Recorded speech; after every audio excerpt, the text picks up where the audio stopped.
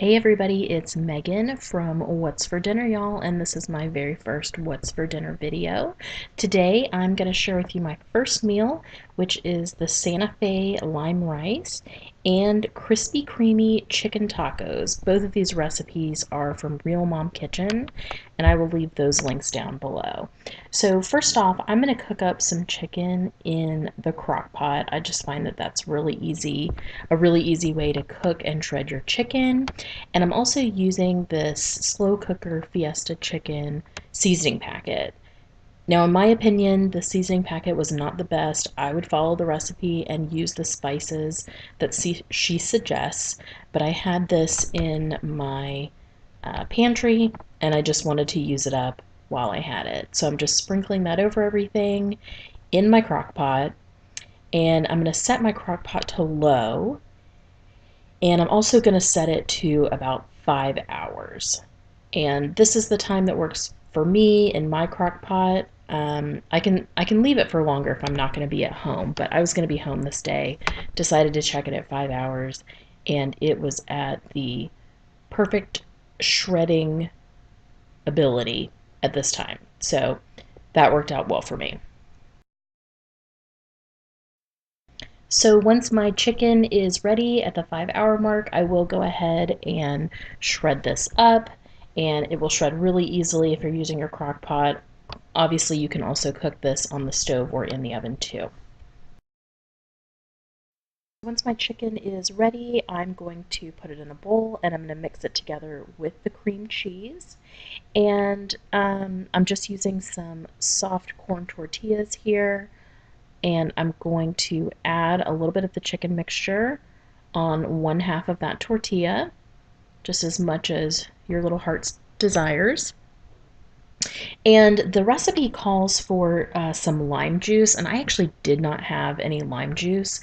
So you're going to see that I'm actually going to add some tagine seasoning, which has a really nice citrus taste to it.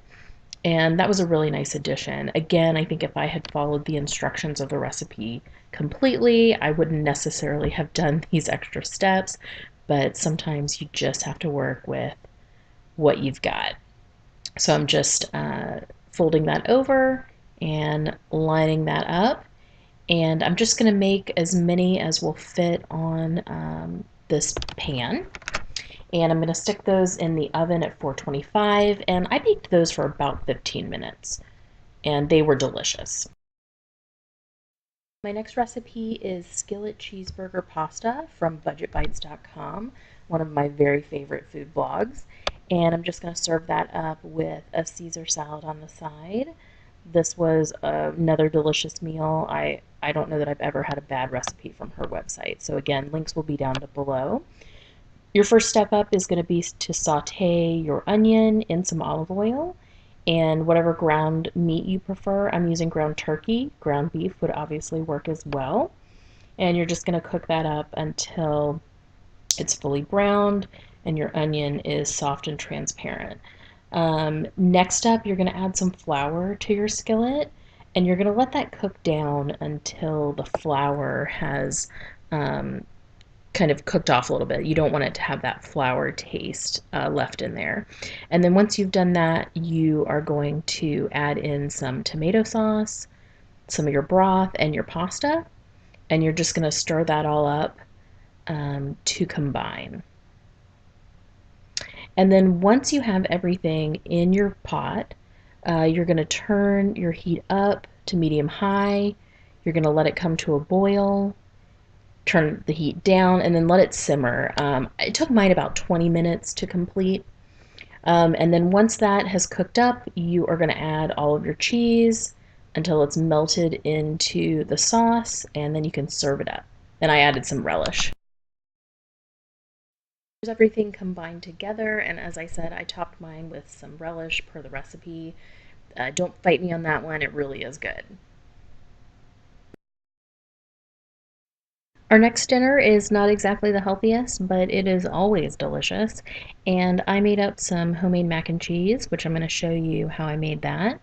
And we had a frozen pizza. It was a stuffed crust pizza.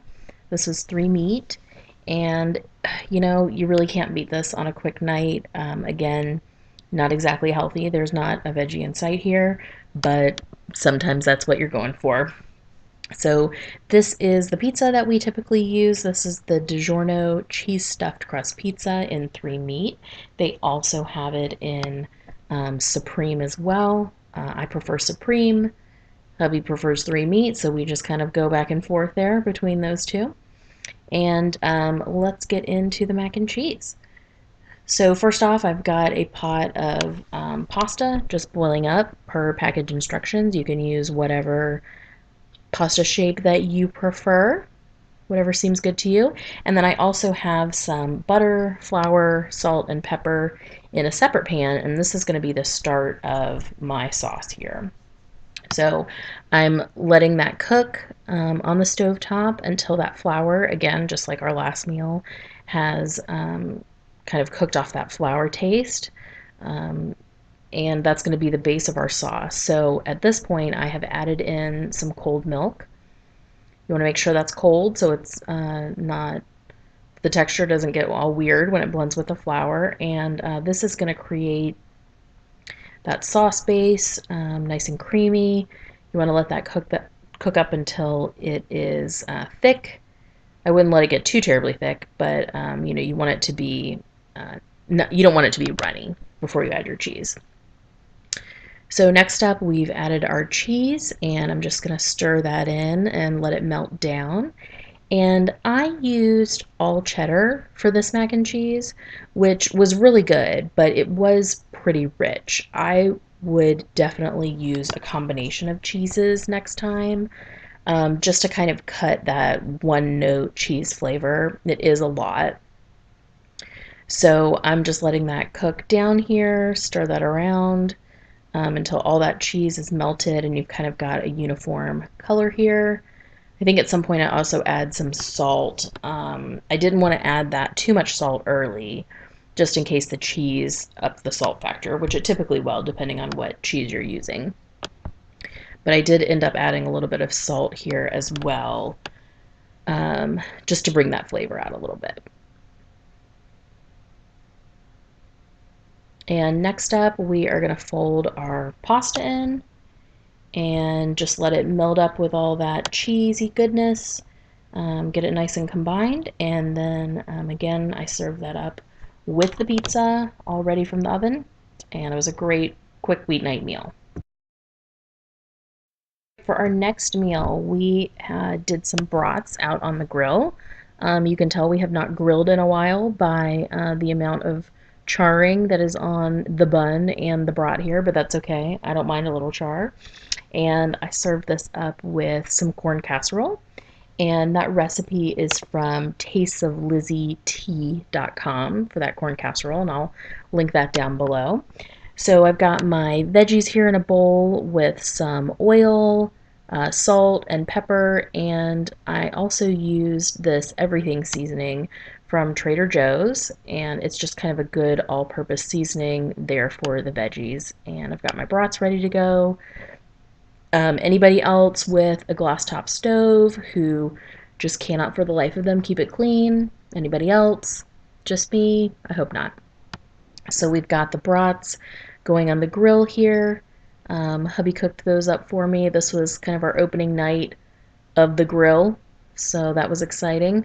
We were getting all those situated, and we've got the flame over on the other grate as well for those veggies that are coming up. So, but the brats typically need a little bit longer to cook up, so we had those on there first. And next up, we've just got our veggies. They're kind of finishing off. We took the brats off. They were getting a little charred, a little extra burned. So those are getting ready to go. And this was the corn casserole that I wanted to share that I forgot to show you how I made, but it is so easy. You basically dump a can of corn that's been drained, a can of creamed corn, 1 cup of sour cream, a stick of melted butter, and 1 box of Jiffy corn muffin mix in a bowl. You mix that up, and then you cook it up in the oven. And that's it. This does take a little while to cook, about 40 minutes, so kind of plan ahead for that. but it is a wonderful recipe. And it just comes out creamy and delicious, and it really goes well with any cookouts that you might be having over the summer. It's just a classic dish. It's so easy, and I think you'll really enjoy it. All right, next up, you can really tell that I'm new at this with my camera the wrong way, but we've got some balsamic salmon and a creamy lemon dill Greek pasta salad. Again, from Budget Bites. I'll leave that recipe below as well as how I cooked that salmon. So this pasta salad is just to die for. I've got my cooked pasta all ready to go in a big bowl, and I definitely recommend using a big bowl here. This makes a lot. And I've got some Greek yogurt in my bowl with some mayonnaise, garlic, lemon, salt, dried dill, and some pepper. And I'm just going to dress my noodles with that. And this makes plenty of dressing and just plenty of pasta salad in general. So this is great to feed a crowd. And I'm just going to stir that around until I've got all my noodles coated with that super yummy sauce. All right, so I've got my noodles all ready to go. And next up, I'm just going to get started on my veggies. I've got a cucumber that I'm going to chop up. I've got a can of artichoke hearts that I'll chop those up too, just whichever ones are large. And then I've also got some grape tomatoes there that I will have as well. This does also call for a red onion, but I totally forgot to buy that, so we left that out of the recipe. But it was still great. So just tossing this mixture around to get all the veggies coated. And we've got that done here. You can see this is a large bowl, and it is pretty much packed. And this recipe also does call for feta cheese, which I did not have, and my husband does not like feta cheese anyway. So I used this leftover cottage cheese, and it was delicious. It is kind of has the texture of Parmesan, but it's milder. And next up, I'm getting the grill ready here. I made some balsamic salmon. I just took some salmon fillets and marinated those in Newman's Own light balsamic dressing. And I marinated those for maybe a couple hours. And I am just spraying some tin foil with some cooking spray just to keep those from sticking. I didn't want to lose my salmon to the grill god, so I was trying to be careful here. And I'm just placing those over the grill, cooking those bad boys up. And then once I had cooked those for about 10 minutes, I decided I wanted a little bit more color on top, so I flipped those over. And this is kind of where we were at the very end. And that balsamic dressing ended up making a really great marinade for these salmon fillets.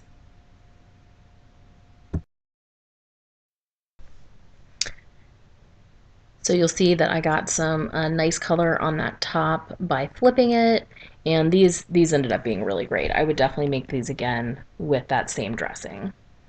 So my next recipe is actually kind of a bonus. I didn't use this for dinner. I actually used this for my lunches for the week. But this is another Budget Bites recipe. This is zucchini, and it's supposed to be orzo salad with chimichurri, but I used quinoa instead. So I'm going to make up the chimichurri first, and we've got some olive oil, red wine vinegar, Italian parsley, cilantro, some garlic, oregano, cumin, red pepper flakes, and some salt. And we're just going to blend that up in my food processor here. And I like to make that first so that the flavors can kind of all join together in the fridge while I'm making everything else. So I'm just going to pulse that up until it is all combined and looks wonderfully green. And this is just really a wonderful sauce to go on a lot of things. I like that we made this into kind of a pasta salad or a quinoa salad. It was really convenient to have for lunch. It was healthy and really delicious. And to go along with this, I cooked up some chicken thighs, and I seasoned those with the Trader Joe's everything or everyday seasoning, which I just really love. My mother-in-law gave that to me, and I would definitely buy that again. So I'm just cooking those up on high heat. I use chicken thighs because that's what I prefer. I've also got my quinoa going on over here in this pot. Most of it got in the pot. You can see some of it got on the stovetop. And I like to cook my quinoa in chicken broth just to give it some extra flavor. And that's just going to come up to a boil on its own. And then I also have some zucchini that I roasted up in the oven. I like to roast that at about 420 minutes per the recipe to add in. So I've got everything in my bowl, my chicken, my roasted zucchini, added some tomatoes, and the quinoa is hiding underneath there. There it is. And I'm going to add in my sauce, and you see me only add in half of the sauce here, which is just a big joke because clearly I'm going to add in the whole thing. I don't know why you wouldn't use it all. It's delicious. More is always better. So you see me just adding in half, but I definitely added in the rest later. And I'm just going to stir that up until everything is well coated. And again, this just made an incredible lunch. Super fresh and delicious. It's really good cold or with the warm chicken when you've just made it. I want to thank everybody so much for watching. Please subscribe and come back next time for some more great meals.